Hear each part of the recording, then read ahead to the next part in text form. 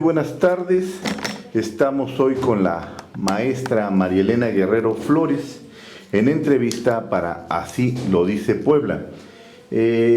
Maestra, ¿qué son los derechos humanos y dónde están contenidos? Bien, bueno, los derechos humanos son libertades y prerrogativas, valores inherentes que tenemos todas las personas por el simple hecho de ser esos seres humanos, personas, en razón de nuestra dignidad. Consecuentemente, estos derechos se tienen sin distinción de raza, color, sexo, condición política, económica, social o cualquier otro tipo de condición. Incluso situaciones de carácter preferencia sexual, de preferencia económica, de nacionalidad, todos gozamos de esos derechos humanos. Una de las características de los derechos humanos es la universalidad. Aquí y en todo el mundo prevalecen por el simple hecho de ser personas. Estos derechos, los principales con los que contamos son el derecho a la vida, a la libertad, a la seguridad, la libertad hablando en todas las vertientes, libertad de opinión, de expresión, de conciencia, de religión, y también tenemos el derecho a la educación, el derecho a la protección de la salud. Todos esos derechos están en el sistema jurídico mexicano contenidos en nuestros primeros 29 artículos de la Constitución, pero también habla con la reforma constitucional de 10 de junio de 2011 en tratados internacionales suscritos y ratificados por México. ¿Qué implica esto? Que si un tratado internacional es suscrito por el presidente de la República en términos de los artículos 76, fracción primera, 89, fracción décima, en relación con el 133 constitucional, y este mismo tratado es ratificado por el Senado, consecuentemente es obligatorio en su observancia para todas las autoridades. Se adhiere a nuestro sistema jurídico y forma parte de nuestro derecho interno. Consecuentemente, todas las autoridades están obligadas a observar sus disposiciones. Dentro de los principales tratados internacionales, pues tenemos el que México forma parte dentro del Sistema Interamericano de Derechos Humanos, como es la Convención Americana de Derechos Humanos o Pacto de San José, la Convención de los Derechos de la Niñez, la Convención de toda forma de eliminación de discriminación contra la mujer, la Convención contra la tortura, la Convención para la eliminación de la prevención contra la tortura, otros tratos crueles, inhumanos y degradantes, entre otros instrumentos internacionales de carácter regionales, como el Pacto Internacional de Derechos Civiles y Políticos, Pacto Internacional de Derechos Económicos Sociales, en fin, son un catálogo aproximadamente de 210 instrumentos internacionales en materia de derechos humanos de los que México forma parte. De ahí que todas las autoridades están obligadas a su observancia. ¿Cómo garantizamos que estos derechos humanos sean vigentes y sean efectivos? Mi derecho a la vida, a la libertad, a la propiedad, a la seguridad. Bueno, tenemos en México también dos sistemas de control constitucional, uno que es el jurisdiccional y el otro el no jurisdiccional. En el ámbito jurisdiccional tenemos el juicio de amparo. El juicio de amparo es recién publicada la nueva ley de amparo el 2 de abril de 2013.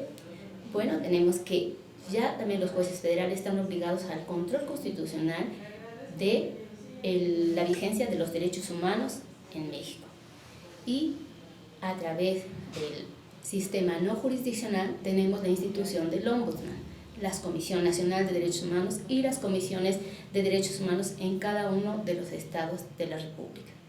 Un derecho humano, a pesar de inherente, debe estar establecido en ley para tener capacidad de realización y efectividad. Es decir, no basta con que un derecho humano esté en el ámbito de las ideas si no es efectivamente tutelado por el Estado mexicano. El Estado mexicano está obligado a garantizar y poner límites a la autoridad. Obviamente todos estamos obligados a respetar los derechos humanos, tanto como particulares como servidores públicos.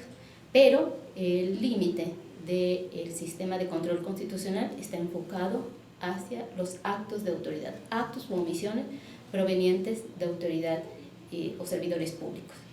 En este sentido también podemos decir que en México, a pesar de que todavía existe un abismo entre la cuestión sustantiva, la condición objetiva y la realidad en la operación de los derechos humanos, todavía hay mucho camino que recorrer.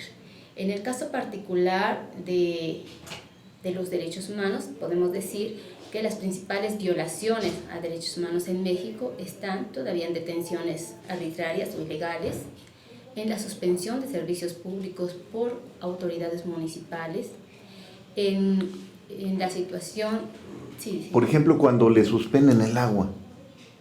Efectivamente, se trata de un servicio público municipal. Las autoridades municipales, en términos del 115 de la Constitución, están obligadas a prestar los servicios públicos.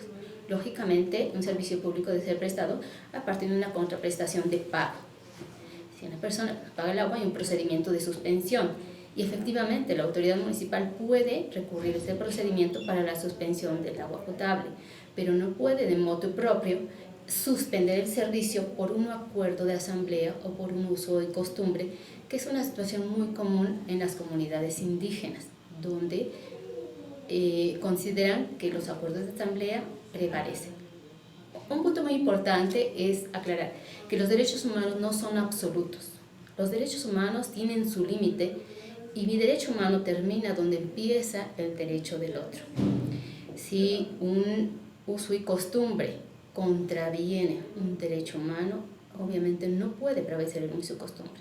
Efectivamente, la Constitución también establece que los pueblos indígenas deben ser respetados su autodeterminación, la autodeterminación de los pueblos, pero su límite siempre van a ser los derechos humanos.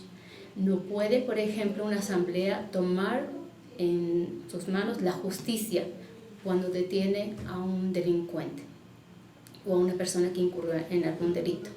No pueden golpearlo, no pueden maltratarlo, no pueden privarle de la vida porque están violando derechos importantísimos. Lo mismo sucede en algunas otras situaciones en los derechos de la libertad de religión. Es un punto muy cuestionado en el ámbito de la salud, por ejemplo. Muchos profesionales establecen, bueno, cuando a mí me llega un menor de edad con carácter de urgencia y los papás se oponen porque tienen la idea de que no pueden realizar transfusiones sanguíneas porque su religión se los prohíbe. ¿Qué hacemos entre respetar la libertad de religión o respetar el derecho a la vida? En los cursos de responsabilidad profesional médica que se otorgan a la comunidad médica se establece: el médico se forma para salvar vidas. Y siempre el ánimos con el que actúa es el que va en todo caso a examinar la autoridad. Si el ánimos en la práctica médica fue salvar una vida, jamás va a ser sancionado. Posiblemente por ahí inicien un procedimiento administrativo porque a lo mejor no respetó el derecho a la libertad de culto de las personas. Pero cuando se trata de un menor de edad, volvemos a lo mismo. La Convención de los Derechos de la Niñez establece que se debe respetar y hacer prevalecer el interés superior del menor. ¿Cuál es el interés superior del menor? Su vida. En segundo término pasa la libertad de culto de los padres. Entonces, ahí es una cuestión que va a causar mucha controversia porque existen sectores que van a decir, bueno, se está violando mi libertad de... Más que todo va a ser una polémica, ¿no, maestra? Una polémica, efectivamente. Lo mismo va a suceder con el caso del derecho a la vida y el aborto. ¿Qué pasa entre mi derecho de libertad para decidir si deseo o no tener bebé? ¿Y qué pasa con el derecho del ser humano que se está gestando dentro del vientre materno? En el caso de que las madres quieran abortar, pero el padre sepa de que está embarazada, ¿puede impedirlo? Habría que ver la manera en que lo puede impedir. Vamos aquí a establecer una situación. Recordemos que el derecho finalmente es una construcción social, lo crea el hombre. ¿Para qué? Para vivir en armonía, en sociedad, para que no exista una ley de la selva. En el caso del Distrito Federal, hasta las 12 semanas, si una mujer desea abortar el producto, no va a ser sancionada, sancionada por la ley penal. En el caso de Puebla, concretamente, la Constitución local, la Constitución Política del Estado de Puebla, establece que se está obligado a respetar la vida desde el momento de la concepción hasta la muerte natural. Y solamente las hipótesis que tenemos en el Código de Defensa Social son cuando exista en riesgo la vida de la madre, cuando sea producto de una violación, cuando exista una situación de que puedan prevalecer causas eugenésicas graves, producto, por ejemplo, el bebé viene descerebrado, y bueno, ¿para qué vamos a esperar a que concluya el embarazo? Finalmente no va a vivir, ahí se puede interrumpir el embarazo. O bien por imprudencia de la madre. Son las 4 hipótesis en las que el aborto no se castiga a través de la ley penal. Fuera de esas, el marco normativo de Puebla sí tutela el derecho a la vida, desde el momento de la concepción hasta la muerte natural. Existen... ¿En Puebla sigue siendo delito el aborto? Sí, sigue siendo delito, excepción de las 4 hipótesis que yo les estoy comentando. Si se dan esas situaciones, no. Por ejemplo, hubo un caso en Chiapas donde también tienen esas hipótesis. Cuando es producto de una violación, no se castiga. Hubo una niña que fue violada, acudió al Ministerio Público, presentó la denuncia y los trámites administrativos se alargaron tanto que el bebé nació y al final de cuentas ella no pudo ejercer esa excepción prevista en la ley penal. A partir de entonces de este nuevo sistema de protección en materia de derechos humanos, de la reforma constitucional de 10 de junio de 2011, todas las autoridades no solamente tienen la obligación de observar, respetar, difundir y hacer prevalecer los derechos humanos, sino también de reparar. Así tenemos la Ley General de Víctimas, basada en el artículo 1, 17 de la Constitución y 20 de la Constitución, que establece que cuando existe una violación a derechos humanos, conforme al artículo 1 de la Constitución, se tiene la obligación de reparar esa violación. Cuando existe una violación a derechos humanos también, más bien violación a la ley o al derecho de la víctima proveniente de un procedimiento penal, en términos de los artículos 17 y 20, pues bueno, también va a tener derecho a que se le repare ese daño ocasionado a su persona, a su patrimonio o a sus bienes. Y finalmente, el fundamento de la Ley General de Víctimas lo tenemos en el artículo 20, fracción cuarta de la Constitución, y la ley secundaria tendrá que determinar la manera y forma en que pueda ser reparada la violación a derechos humanos. Y en el caso también de los procesos penales, la forma en que también se va a reparar el daño ocasionado a la víctima. Es una gama muy amplia de derechos humanos la que tenemos, las formas de control y la forma práctica en la que una persona, cuando resiente un daño, pueda ser sujeta del apoyo institucional. ¿Cómo puede una persona presentar una queja? ¿Quién me defiende frente a una violación a derechos humanos? ¿Cómo le hago? ¿A dónde acudir? ¿A dónde acudir? Bueno, existe, ya le digo, a través del control constitucional, a lo mejor una violación a un derecho humano, tiene la Constitución, en un instrumento internacional, puedo contratar a un abogado y me promueve un amparo. Lamentablemente, el amparo todavía tiene tecnicismos que hacen que a lo mejor las personas no tengan dinero para contratar a un abogado y su acceso esté limitado. Existe la otra parte, la no jurisdiccional, a través de las comisiones de derechos humanos, podrían acudir de manera directa, de manera vía electrónica, a través de un correo electrónico. ¿A qué domicilios, maestra? Y si nos puede dar las direcciones, por favor. En el caso de Puebla, la tenemos aquí, la Comisión de Derechos Humanos del Estado de Puebla está en la 5 Poniente, 339, en el Centro Histórico, es la Comisión de Derechos Humanos del Estado de Puebla. Los números telefónicos son 248-5022, 248-5319 o 244-5851. Pueden acudir también a la Comisión Nacional de los Derechos Humanos. Ahí, si no tienen dinero para ir hasta allá, hay un 01800, no lo tengo ahorita a la mano, pero tenemos, sí lo tengo a la mano, 01800-715-2000.